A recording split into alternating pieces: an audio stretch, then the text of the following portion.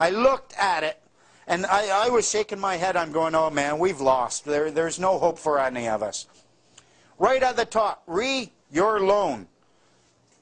This guy couldn't take two words, put them together, figure out where does the liability lie, who has the power.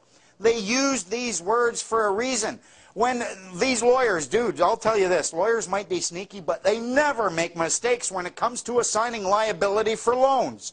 They don't make these mistakes. They do not put commas in the wrong place. They know exactly what they're doing. When they refer to it as your loan, what is the word your? It's identifying ownership. The word loan, it's either a noun or a verb, but either way it's yours, and they just can't get it in their brain that your loan means you are the lender. And this is where they hide it right in plain sight. And when you see it, man, oh, it's such a beautiful thing. It's not that they lent you money, you lent them a promissory note. Now you're in the position of power, and all you've got to do is go forgive them their debt. Oh, just forgive them. But nobody wants to do that, and they hide it right in plain sight. How can you go to a doctor who has a student loan where it says your loan, and he can't take the word your and loan and put it together and see where his remedy lies?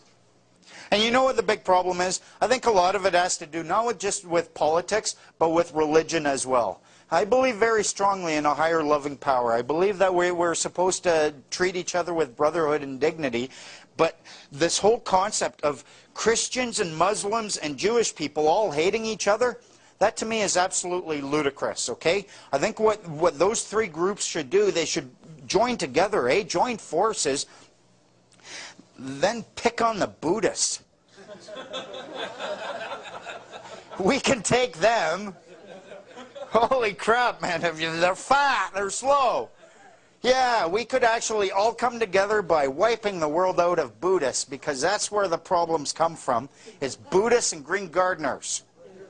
Some of these SkyTrain cops, you could be riding down a bike path. This happened to a buddy of mine. Well, parts of it. I'm embellishing some of it. I'll let you decide which parts that are. You could be riding down a bike path, minding your own business, whistling to yourself the prayer of St. Francis. Butterflies are circling your head. Doves are lighting upon your shoulder, cooing in your ear. On an overcast day, the lone sunbeam is following you down the path. Nothing but peace and tranquility spreading from you, and these cops will jump out at you, slam you to the ground, bounce your head off the pavement because you're not wearing a helmet. Apparently not wearing a helmet, that's a breach of the peace. And this is what really pisses me off about these people. They'll come out and they'll claim, oh, I'm a peace officer. I'm a peace officer, now I'm enforcing this policy, and if you question them on their enforcement of this policy, suddenly you questioning them as a policy enforcement officer means you're spitting in the eye of a peace officer. They approach you as a policy enforcement officer, they charge you as a peace officer. We need our own police. Who here thinks the police need to be policed? Psh, come on, by noise, make applause for the microphone. Who thinks the police need to be policed?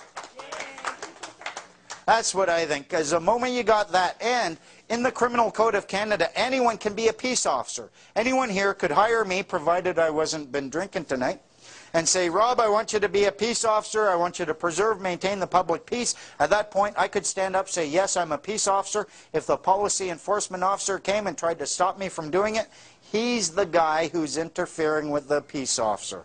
And it's just getting so much easier nowadays to get people into a position where they automatically accept that someone has authority over them.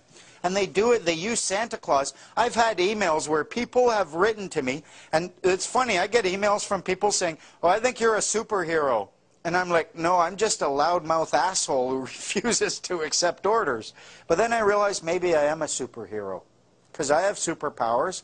I use them for good. I have a superhero costume. I wear it under my normal street clothes all the time. I'm ready to go at any time, man. That's right, folks. I am Naked Man. This represents my bum. This doesn't. Okay, I'll be honest for you. There, you happy? government has been hijacked. It has been hijacked by corporations. You are no longer a citizen of the country. You are, in fact, an employee of a corporation. Statutes are not laws. They are merely policies of the corporation. You must distinguish.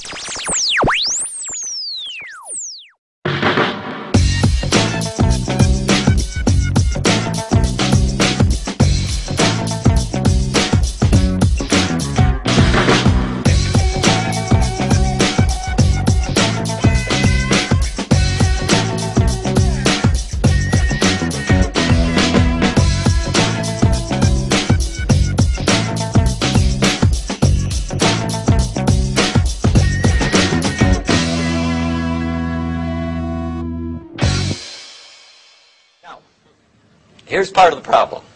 The heart of the problem, as Justice Breyer on the U.S. Supreme Court explained in 1998, is, quote, the complexity of modern federal criminal law codified in several thousand sections of the United States Code, and the virtually infinite variety of factual circumstances that might trigger an investigation into a possible violation of the law, make it difficult for anyone to know in advance just when a particular